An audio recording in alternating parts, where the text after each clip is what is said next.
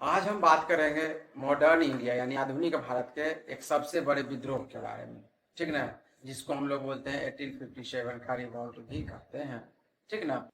इसको first war of independence भी कहते हैं, ठीक।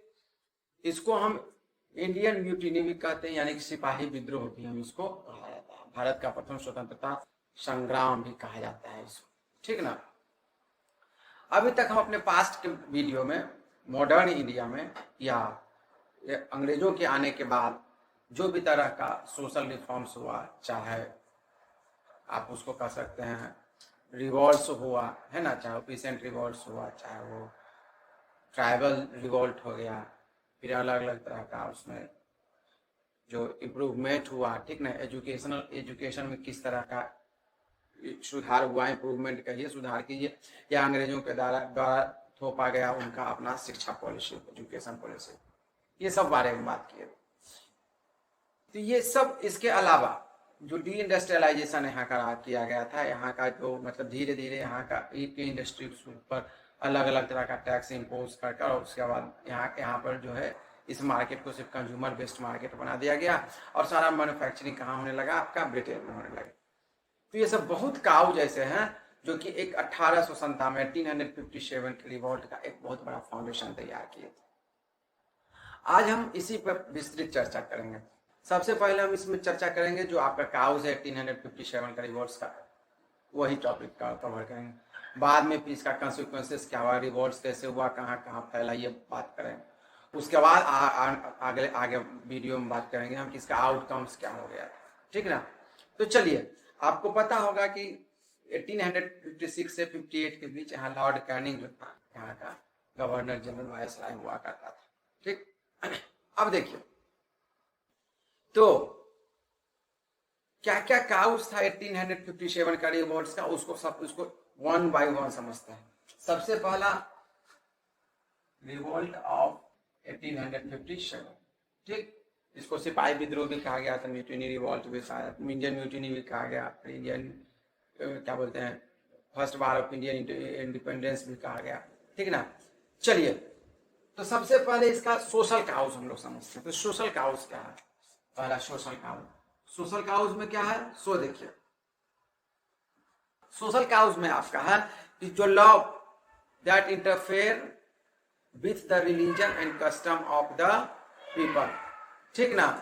जो हमारे रिलीजन, हमारे कस्टम के जो लोग उनका जो रिलीजन और कस्टम कैसे इफेक्ट किया, ठीक ना। ये बहुत बड़ा रीजन रहा आपका 1857 का रिवॉल्ट का, ठीक। जैसे हम, अगर आप वीडियो को नहीं देखे होंगे तो जाकर जरूर देखिए। सती को क्या किया गया, बैन किया गया, विडो रीमैरिज को बढ़ावा दिया गया, ठीक ना। उसके बाद क्या किया, चाइल्ड मैरिज को रोका गया, ठीक। ये सब जो फिर क्या बोलते हैं वुमन एजुकेशन का अलग अलग तरह का पॉलिसी इसमें इंक्लूड किया गया, ठीक ना। और आपको पता होगा 1813 का जो एक्ट था, ठीक ना, उसमें 1 लाख रुपया का प्रोविजन भी किया गया था। बाद में 1850, ये आप एजुकेशनल रिफॉर्म्स के वीडियो में आप देख सकते हैं, ठीक ना। तो ये सब सिस्टम जो क्या हो गया, इससे ये पता चला कि अंग्रेज जो है, ठीक ना, वो हमारे रिलीजियस और कस्टम में क्या कर रहा है, इंटरफेयर कर रहा है। इससे क्या हो गया, लोगों के बीच क्या हो गया, एक अनरिस्ट की भावना डेवलप होने लगी, ठीक ना, कि अंग्रेज बार बार ये क्यों ऐसा कर रहा है। इसके बाद दूसरा है, ठीक ना, ये जो रिफॉर्म्स था, रिफॉर्म्स का जो रिस्पॉन्स था, चूंकि बोल दिया गया था कि भैया आप इस तरह का रिफॉर्म्स कर रहे हैं, ये सिस्टम सही नहीं है, ठीक ना। अच्छा, हालांकि ये सोशली बेस्ड था, इसके बारे में आप वीडियो यहाँ देख सकते हैं। इसके अलावा क्या किया अंग्रेज जो था, ठीक ना, यहाँ पर सोशल डिस्क्रिमिनेशन करता था। सोशल डिस्क्रिमिनेशन कैसे करता था कि जैसे अंग्रेज ये मानते थे कि यहाँ पर जो भी इंडियंस है, ठीक ना, वो सब इंफीरियर, ठीक ना। इंफीरियर का मतलब हम अपने उनको, चूंकि वाइट थे, वो खुद को गोरा मानते थे कि हम सुपीरियर हैं, ठीक ना, और ये सब बेकार है, इस पर हम शासन कर सकते हैं, ठीक ना। इवन ट्रेन में बैठने की मनाही होती थी, फिर क्या बोलते हैं उसको, पार्क में नहीं जा सकते हो, तो अंग्रेजों के लिए अलग सारा व्यवस्था होता था। अगर कोई इंडियंस वहां चला जाता था, उसके साथ बहुत ब्रूटल बिहेव किया जाता था। ये सब जो कारण था, ये सब सोशल काउज था, ठीक ना, जो कि हमारे भारत में लोगों के बीच क्या किया, अंग्रेजों के प्रति विद्रोह की भावना को क्या किया, डेवलप किया। इसके बाद रिलीजियस काउस। रिलीजियस काउस क्या था कि जैसे अंग्रेज जो क्या करते थे कि एजुकेशन के आड़ में, ठीक ना, ईसाई मिशनरियों को मतलब खुली छूट दे दिए थे, ठीक ना, ताकि ज्यादा से ज्यादा क्या करा जा सके, कन्वर्जन करा सके। और दूसरा, लोगों को जो ये इंग्लिश एजुकेशन सिस्टम को यहाँ थोपा गया था या फिर बढ़ावा दिया गया था, तो अंग्रेज यहाँ के इंडियंस को लगता था कि ये हमारे सिस्टम रिलीजन को खत्म करके ये अपना ही पॉलिसी हम पर क्या कर रहा है, थोप रहा है। इसके अलावा अगर अंग्रेजों की बात नहीं मानी जाती थी तो जो हमारे धार्मिक स्थान हुआ करते थे उस पर जबरदस्त टैक्स इम्पोज कर दिया जाता था, ठीक ना। और अलग अलग तरह का एक्ट, ब्लास्फेमी एक्ट जिसको हम लोग बोलते हैं, वो भी कुछ जैसे गोवा वगैरह ऐसा जगह पर इम्पोज लगाया गया था ताकि ज्यादा से ज्यादा ये कन्वर्जन का सिस्टम किया जा सके। इस कारण से भी लोगों के बीच ज्यादा से ज्यादा क्या होने लगा था, असुरक्षा की भावना होने लगी। उसके बाद इकोनॉमिक काउस क्या था। इकोनॉमिक काउस सबसे बड़ा कारण हम लोग आप लोग को बताए होंगे कि नया नया कई तरह का लैंड रिफॉर्म्स के बारे में भी आपको बताया था, एडमिनिस्ट्रेटिव सिस्टम के बारे में ये जितना भी इसके पहले जो इसका फाउंडेशन है सारा टॉपिक्स क्लियर कर चुके हैं, वो आप जाके 1-to-1 वीडियो को देख लें, ठीक। अच्छा, तो यहाँ पे क्या हो गया था कि जो पेशेंट्स होते थे, वर्कर्स होते थे, ठीक ना, अब क्या किया गया, नया नया लैंड रिफॉर्म्स करके उसको ज्यादा से ज्यादा टैक्स इम्पोज किया जाने लगा था, ठीक ना। और अंग्रेज तो परेशान करता था, लैंडलॉर्ड्स भी बहुत ज्यादा परेशान करते थे।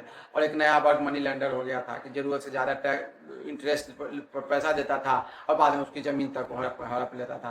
बाद में उसको गुलाम, जो पेशेंट्स होते थे गुलाम, यानी उनको यही समझ में आ रहा था कि ये जो सिस्टम है अंग्रेज और इनके बिहार पर काम करने वाले मनी लैंडर्स हैं, ये सब हमारे दुश्मन, ठीक ना।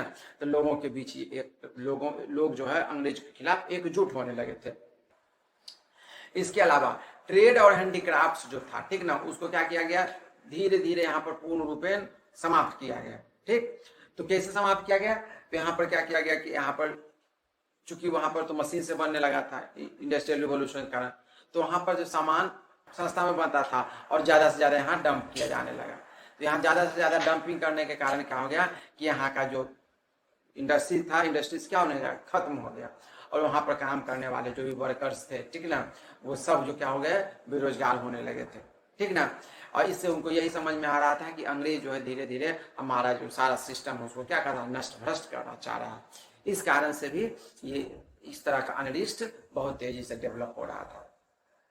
अच्छा, इसके अलावा आप ये भी देखिएगा कि अलग अलग जगहों पे अलग अलग तरह के रिवोल्ट्स भी हुआ करते थे, ठीक। इसका भी वीडियो बना दिया गया, आप उसको देख सकते हैं पीछे।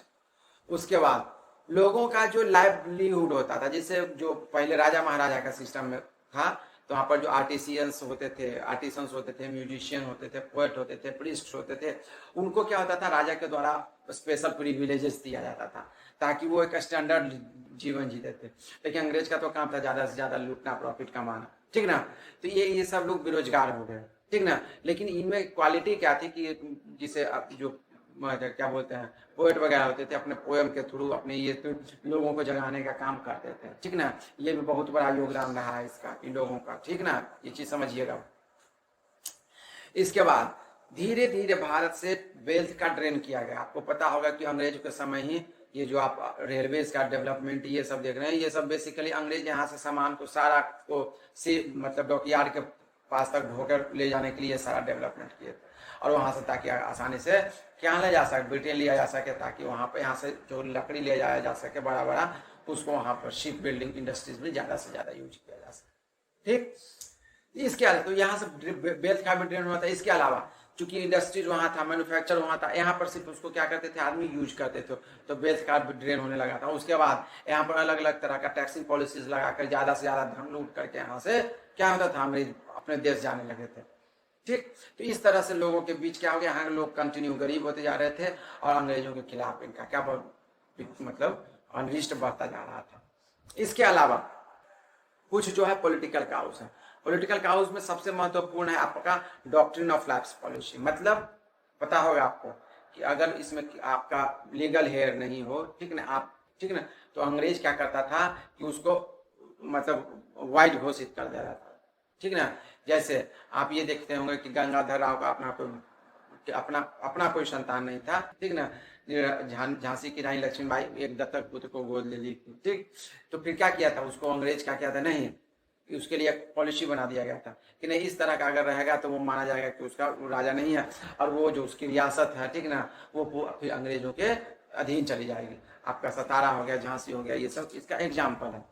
इसके अलावा एनेक्सेशन का जो एक सिस्टम था, बहुत पहले बताया जाता था कि नहीं भैया आप टेंशन मत लीजिए, हम आपके लिए सेना तैयार करेंगे, हम आपके बदले लड़ेंगे। बाद में क्या करता था कि जब राजा कमजोर हो जाता था तो धीरे धीरे उसको हटा दिया जाता था, पेंशन पर उसको, चलिए आप पेंशन लीजिए, आप पेंशन फ्री लीजिए, इंग्लैंड में राजा के टेंशन। बाद में उसका वो सिस्टम छीन लिया था। अवध का जो नवाब थे, ठीक ना, उनके साथ बहुत बड़ा दुर्व्यवहार किया गया था, ठीक ना, उनको जलील कर हटाया गया था। इस कारण से भी जो इस तरह के राजा महाराजा के बीच जो भी उस तरह के लोग थे, रियासत के जो राजा, उन लोगों के बीच भी अंग्रेजों के खिलाफ एक जबरदस्त भावना डेवलप होने लगी। और जो लोग थे उनको तो लग ही रहा था कि भैया ये अंग्रेज तो आया था तो और ज्यादा हमको लूटने लगा, ठीक ना। तो सभी वर्गों के बीच अंग्रेजों के खिलाफ विद्रोह कंटिन्यू क्या होता जा रहा था, बढ़ता जा रहा था। अब देखिए इसके बाद कुछ जो है मिलिट्री काउज है। सबसे पहला मिलिट्री काउज है जो डिस्क्रिमिनेशन का जो सिस्टम है, डिस्क्रिमिनेशन का भी सिस्टम जबरदस्त हुआ करता था। डिस्क्रिमिनेशन क्या था कि जैसे अब आप ये देखिए कि आप कितना हो बेहतर काम करेंगे, आप मैक्सिमम कहां तक जा सकते थे, सूबेदार के पोस्ट तक जा सकते थे, उससे ज्यादा आप नहीं जा सकते थे। और दूसरा सैलरी भी क्या था, यूरोपियंस के मामले में बहुत कम मिलता था। इसके अलावा क्या था कि आप ओवरसीज में अगर लड़ाई के मैदान में जाते थे तो इसका जो इंक्रीमेंट कर दिया गया जाता था अलायंसेस को, ठीक ना। और जैसे ही लड़ाई खत्म होता था तो क्या हो जाता था, फिर उसके अलायंस को क्या किया जाता था, अलायंसेस को खत्म कर दिया जाता था, ठीक। इसके अलावा एक 1856 में general service enlistment act issue किया गया था, ताकि जो यहाँ के लोगों को विदेश बाहर भी लड़ने के लिए भेजा जा सके। तो यहाँ के लोगों को उसकी मान्यता थी उस समय तक कि अगर हम समुद्र को पार कर जाएंगे, समुद्र को लांघ लेंगे तो फिर हमारा धर्म क्या हो जाएगा, भ्रष्ट हो जाएगा, ठीक ना। तो ये अंग्रेजों को एक संदेह की दृष्टि से देखने लगे थे, क्या ऐसा नहीं तो नहीं कि ये मेरा धर्म भ्रष्ट कर रहा था। इसके अलावा बहुत सारे देश जो है यहाँ से उस समय माइग्रेंट्स को वहाँ ले जाकर के मजदूर के रूप में ले जाया गया, वहाँ बसाया गया, ठीक ना। जो ऋषि सुनाक थे वो भी यहाँ से माइग्रेंट होकर ही गए, ठीक। चलिए, तो ये सब जो था, ठीक ना, एक मिलिट्री काउज था। इसके अलावा सबसे ज्यादा जो था, ठीक, एक जो काउज बना था वो इमीडिएट काउज था। इमीडिएट काउज क्या था, इमीडिएट काउज था कि एक इनफील्ड राइफल को इंट्रोड्यूस किया गया। उसमें जो कार्टिलेज डाला जाता था, उसका जो ग्रीस होता था उसको खींचा जाता था, ठीक ना। उसको खींचने के बाद उसको लोड किया जाता था। तो ऐसा र्यूमर फैल गया था, ठीक ना, उसमें जो कार्टिलेज डाला जाता है उसमें जो ग्रीस लगा हुआ होता है, ग्रीस किसका लगा हुआ होता है, तो क्या बोलते हैं, गाय का और सुअर का जो चर्बी होता है उससे मिला हुआ होता है। इससे जो हिंदू थे उनको भी और मुसलमान थे उनको भी, दोनों को यह महसूस होने लगा कि हमारे धर्म को क्या करना चाहता है, भ्रष्ट करना चाहता है, या हमारे धार्मिक भावनाओं के साथ खेलना चाहता है, ताकि ज्यादा से ज्यादा क्या कर सके, कन्वर्सन करा सके। तो इसके लिए क्या हुआ, सबसे पहले जो बैरकपुर में कौन थे, मंगल पांडे जो थे, 25 मार्च 1857, ठीक ना, ये सबसे पहले रिफ्यूज किए और वहां पर क्या किए, वहां पर बैरकपुर में क्या हुआ था, गोली कांड हुआ था। ये अपने सीनियर्स को गोली मार दिए थे। और उसके बाद फिर 10 मई 1857 से ये सिस्टम शुरू हो गया था। आपको पता होना चाहिए कि इसका जो मतलब सिंबल था वो क्या था, रोटी था। रोटी का मतलब हर एक लोगों को जो मिनिमम रिक्वायरमेंट्स है, कम से कम भोजन पूर्ण रूपेण मात्रा में मिलने चाहिए। इसके अलावा लोटस जो हमारे विष्णु भगवान का क्या है, सिंबल है, ये दोनों लोटस और रोटी यहाँ इसका ब्रांड मार्क हुआ करता है, ठीक। चलिए, तो हम लोग सबसे पहले सोशल काउज में क्या था, फिर पहला लॉ जो क्या कर रहा था, इंटरफेयर कर रहा था, क्या related to religious and cultural matter में क्या कर रहा था, इंटरफेयर कर रहा था। उसके बाद फिर क्या कर रहा था, सोशल डिस्क्रिमिनेशन। बताया अभी आपको सोशल डिस्क्रिमिनेशन के बारे में कि क्या कहता था कि ऐसे तो मूवी भी आप देखोगे, dogs and Indians are not allowed, इससे समझने में आसानी होगी, याद भी जल्दी रहेगा, ठीक। इसके अलावा रिलीजियस काउज क्या था, रिलीजियस काउज क्या था? रिलीजियस काउज था कि सबसे पहले जो भी तरह का जो बैन होता था, ठीक ना, वो कन्वर्जन और दूसरा चीज है बैनिंग। जो सती प्रथा का बैनिंग किया गया था, उसके अलावा चाइल्ड मैरिज को बैन किया गया था, इसके अलावा फिर विडोरी मैरिज को बढ़ावा दिया गया था, ये सब सिस्टम जो था, ठीक। इसके अलावा थर्ड क्या था? इकोनॉमिक काउज था। इकोनॉमिक काउज में सबसे पहले क्या था? जो कल्टीवेटर हुआ करते थे, ठीक ना, उस पर ज्यादा से ज्यादा टैक्स क्या किया गया? इम्पोज किया गया, ठीक। उसके अलावा क्या कि जो मेरा जो ट्रेड एंड इंडस्ट्रीज जो होता था, उसको क्या किया गया? पूर्ण रूपेण बर्बाद कर दिया गया, ठीक ना। इसके अलावा क्या किया गया था? जो भी आर्टिसंस वगैरह थे, उसके लॉस ऑफ लाइवलीहुड, ठीक ना। इससे क्या हो गया कि उनके बीच क्या हो गया था? ज्यादा से ज्यादा अनरिस्ट होने लगा था। उसके बाद थर्ड क्या है? इसको एबीसी के रूप में कर देते हैं। उसके बाद थर्ड क्या है? यहाँ पर वेल्थ का क्या हो रहा था? ड्रेनिंग हो रहा था, ड्रेनिंग ऑफ वेल्थ। सारा सब रुपया क्या होता था? जितना सब ईस्ट इंडिया कंपनी यहाँ से लूट करके ले जा रहा था, ठीक। उसके बाद पॉलिटिकल काउज क्या था? पॉलिटिकल काउज था आपका doctrine of lapse policy,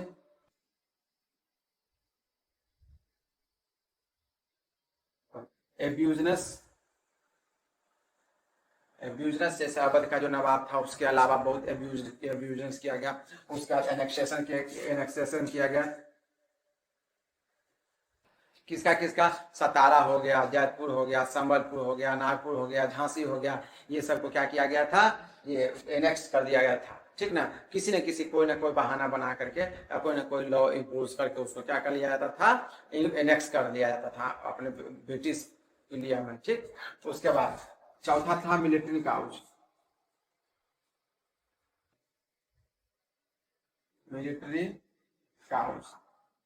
military cause क्या था? सबसे पहले लो salary and poor standard of living, है ना, पुअर स्टैंडर्ड ऑफ लिविंग। इसके अलावा क्या था? मतलब लो रैंकिंग, मैक्सिमम कहां तक बन सकता था? सूबेदार तक। आप कितना भी बेहतर काम कीजिए, उससे मतलब नहीं है। इसके अलावा जनरल सर्विस इनलिस्टमेंट एक्ट 1856 भी इसमें क्या किया गया था? इम्पोज किया गया था, वो भी हो जाएगा। उसके बाद 6 नंबर में था इमीडिएट काउज। इमीडिएट काउज में कौन सा बता दिए आपको? इमीडिएट काउज में बता दिए कि जो आपका वो ग्रीस वाला सिस्टम था, जो कि इनफील्ड राइफल में कार्टिलेज को भरा जाता था। ये जो सिर्फ आज हम आपको बताए कौन कौन से काउज था रिवॉर्ड्स के बारे में। अगले वीडियो में हम आपको बताएंगे कि ये पूरे भारत में किस तरह से फैला, कहाँ से शुरू हुआ, ठीक ना। आपको 25 मार्च 1857 से पूरी स्टोरी फिर बताएंगे, ठीक। ये आपका जो टॉपिक्स है बहुत इंपॉर्टेंट है, और इस टॉपिक्स को आप सही तरीके से तभी समझ सकते हैं जब आपके मॉडर्न इंडिया में मेरे द्वारा डाला गया जितना भी तरह का रिफॉर्म्स है उसका वीडियो देखिएगा तो ज्यादा बेहतर तरीके से समझ में। वीडियो अच्छा लगा शेयर कीजिए, सब्सक्राइब कीजिए चैनल को ज्यादा से ज्यादा लोगों के बीच, ठीक ना। धन्यवाद। जय हिंद, भारत माता की जय।